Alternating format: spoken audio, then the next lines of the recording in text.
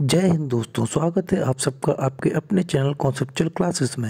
प्यारे बच्चों, ईवीएस की आज हमारी ये दूसरी वीडियो है जिसमें हम लोग प्रीवियस ईयर क्वेश्चंस को डिस्कस कर रहे हैं। आज हम लोग अपने दूसरे टॉपिक को डिस्कस करेंगे। प्यारे बच्चों, कल की वीडियो में हमने शेल्टर जो हमारी इन्वायरमेंटल थीम थी उससे बनने वाले प्रीवियस ईयर क्वेश्चंस को देखा था। ठीक उसी प्रकार से आज हम लोग अपनी अगली इन्वायरमेंटल थीम वाटर के प्रीवियस ईयर क्वेश्चंस को देखेंगे और ये हमारी क्विक रिवीजन वीडियो चल रही हैं जो कि आपके केवीएस एग्ज़ाम को मद्देनज़र बन रही हैं और हमारे इन एग्ज़ाम में ये बहुत ही इम्पोर्टेंट साबित होंगी। चलिए बच्चों, आगे बढ़ने से पहले चैनल को सब्सक्राइब करना ना भूलें और बढ़ते हैं हम अपने पहले क्वेश्चन की तरफ। पीने के लिए सुरक्षित पानी को क्या कहते हैं? आपके ऑप्शन हैं। ऑप्शन ए पीने योग्य पानी, ऑप्शन बी आशुद्ध जल, ऑप्शन सी ताज़ा जल और ऑप्शन डी नल का पानी। देखिए बच्चों, बहुत ही सिंपल क्वेश्चन है। आप सीधे ऑप्शन से ये बता सकते हैं कि इसका आंसर क्या होने वाला है। इसका आंसर ऑप्शन ए होगा, पीने योग्य पानी, क्योंकि पीने के लिए सुरक्षित पानी को ही हम पीने योग्य पानी कहते हैं और यह स्वास्थ्य के लिए लाभदायक होता है। आइए फ्रेंड्स, बढ़ते हैं अगले क्वेश्चन की तरफ। वर्षा जल संग्रहण क्या है? आपके ऑप्शन हैं। ऑप्शन ए प्रयुक्त जल का संग्रह और भंडारण, ऑप्शन बी वर्षा जल का जमाव और भंडारण, ऑप्शन सी पानी का वितरण और ऑप्शन डी उपर्युक्त में से कोई नहीं। बहुत ही सिंपल क्वेश्चन है। वर्षा जल का जमाव और भंडारण ही वर्षा जल संग्रहण कहलाता है, अर्थात इसका आंसर ऑप्शन बी होगा। आइए बढ़ते हैं अगले क्वेश्चन की तरफ। जल चक्र को नियंत्रित करता है। ऑप्शन है। ऑप्शन ए घास स्थल, ऑप्शन बी वन, ऑप्शन सी प्लवक और ऑप्शन डी उपरिरोही। जैसा कि आप सब जानते हैं कि वनों का मानव जीवन पर बहुत ही प्रभाव होता है। वन ही मिट्टी के कटाव को रोकते हैं और जल चक्र को नियंत्रित रखते हैं, तो इस हिसाब से हमारा आंसर ऑप्शन बी वन होगा। आइए बिना कुछ देर किए बढ़ते हैं अगले क्वेश्चन की तरफ। जब जलवाष्प वायुमंडल में संघनित होकर द्रव के रूप में पृथ्वी पर गिरती है तो उसे कहते हैं। आपके ऑप्शन हैं। ऑप्शन ए बादल, ऑप्शन बी वर्षा, ऑप्शन सी बर्फ तथा ऑप्शन डी जलवाष्प। प्यारे बच्चों, बहुत ही सिंपल ये क्वेश्चन है।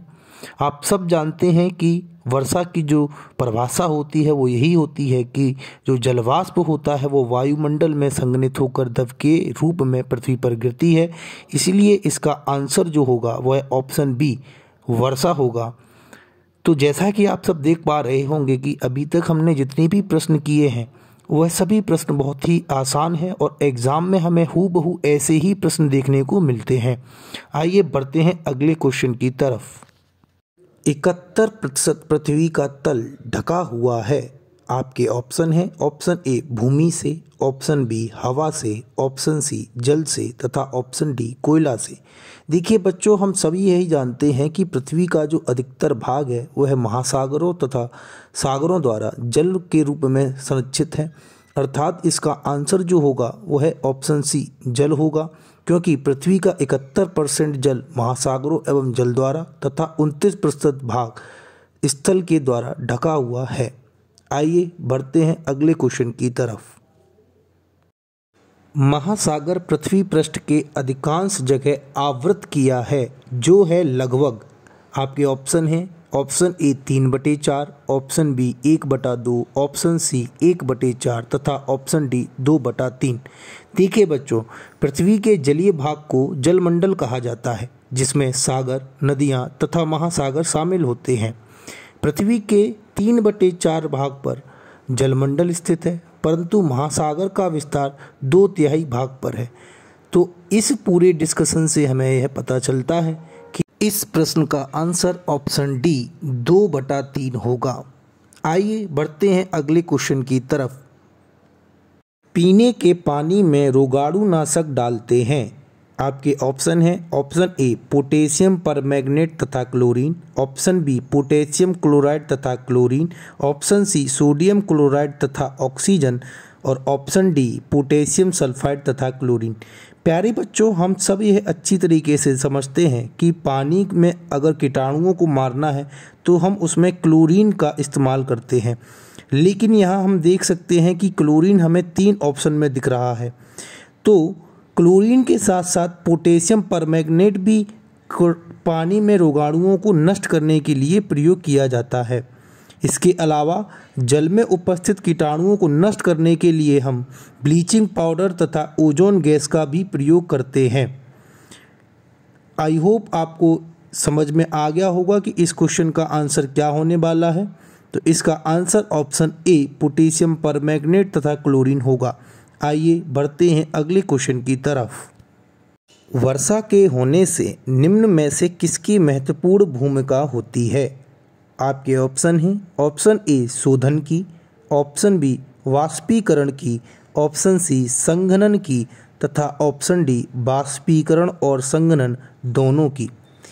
देखिए फ्रेंड्स, वर्षा के होने में वाष्पीकरण एवं संघनन की महत्वपूर्ण भूमिका होती है। जल चक्र में समुद्र एवं नदियों का जल वाष्पीकृत होकर ऊपर उठ जाता है, जहां संघनन की क्रिया के द्वारा वर्षा के रूप में जल पुनः पृथ्वी पर आ जाता है। अर्थात इस प्रश्न का उत्तर ऑप्शन डी वाष्पीकरण और संघनन दोनों की, यही हमारा आंसर होगा। आइए बढ़ते हैं अगले प्रश्न की तरफ। वर्षा जल संचयन का सबसे प्रमुख उपयोग है। आपके ऑप्शन हैं ऑप्शन ए सिंचाई, ऑप्शन बी कृषि, ऑप्शन सी पेयजल तथा ऑप्शन डी भूमिगत जल स्तर वृद्धि। प्यारे बच्चों, वर्षा जल को स्टोर करने का सबसे मुख्य उपयोग सिंचाई करना है। इस प्रकार हमारे इस प्रश्न का उत्तर ऑप्शन ए सिंचाई होगा। आइए बढ़ते हैं अगले प्रश्न की तरफ। एक गिलास पानी में चुटकी भर नमक घोल दिया जाए तो जल का स्तर, आपके ऑप्शन है ऑप्शन ए बढ़ जाएगा, ऑप्शन बी घट जाएगा, ऑप्शन सी एक समान रहेगा तथा ऑप्शन डी इनमें से कोई नहीं।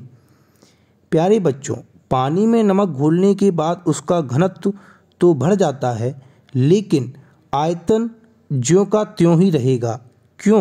क्योंकि पानी की अपेक्षा नमक की मात्रा ना के बराबर है, अतः जल स्तर में कोई परिवर्तन नहीं आएगा। इस प्रकार इस प्रश्न का उत्तर ऑप्शन सी एक समान रहेगा, यही हमारा आंसर होगा। आइए बिना किसी देर के हम लोग बढ़ते हैं अगले प्रश्न की तरफ। विलयन पाठ की प्रायोगिक व्याख्या हेतु विलय के रूप में शिक्षक को कौन सा पदार्थ लेना चाहिए? आपके ऑप्शन है ऑप्शन ए नारियल का तेल, ऑप्शन बी नारियल का पानी, ऑप्शन सी पारा तथा ऑप्शन डी सोडियम क्लोराइड। देखिए फ्रेंड्स, यह क्वेश्चन बहुत ही कॉन्सेप्चुअल है, इसको समझना चाहिए। देखिए, विलयन पाठ की व्याख्या हेतु शिक्षक को विलय के रूप में सोडियम क्लोराइड यानी कि नमक लेना चाहिए। यह जल में घुलनशील होता है, साथ ही साथ इसे पानी में आसवन विधि द्वारा पुनः प्राप्त कर सकते हैं। विलयन में जिस पदार्थ की मात्रा कम होती है उसे विलेय तथा जिसकी मात्रा अधिक होती है उसे विलायक कहते हैं। नमक और पानी के विलयन में नमक, जिसको हम सोडियम क्लोराइड कहते हैं, यह विलेय होता है। तो इस प्रकार इस प्रश्न का answer option D sodium chloride होगा। आइए बढ़ते हैं अगले प्रश्न की तरफ। भारत के किस राज्य में पानी पंचायत प्रारंभ हुई? ऑप्शन है option A Kerala, option B Rajasthan, option C Uttar Pradesh तथा ऑप्शन डी महाराष्ट्र। पानी पंचायत सुनकर आप भले ही अचंभित हों, लेकिन ये कोई नया शब्द नहीं है। इस पंचायत के माध्यम से पानी के संरक्षण पर विशेष ध्यान दिया जाता है। भारत में सर्वप्रथम 1972 ईस्वी में महाराष्ट्र राज्य में पानी पंचायत की शुरुआत की गई थी। अर्थात इस प्रश्न का उत्तर ऑप्शन डी महाराष्ट्र होगा। आइए बढ़ते हैं अपनी इस वीडियो के आखिरी प्रश्न की तरफ। जल समस्या का निराकरण संभव है? आपके ऑप्शन हैं ऑप्शन ए जल अपव्यय रोककर, ऑप्शन बी समुचित जल प्रबंधन कर, ऑप्शन सी वाटर हार्वेस्टिंग द्वारा तथा ऑप्शन डी इनमें से सभी।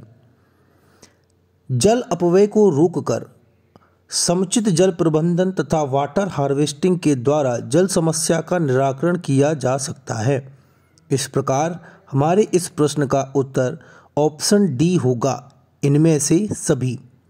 चलिए मिलते हैं अगली वीडियो में एक नए टॉपिक के साथ। तब तक के लिए नमस्कार, आदाब और सत श्री अकाल।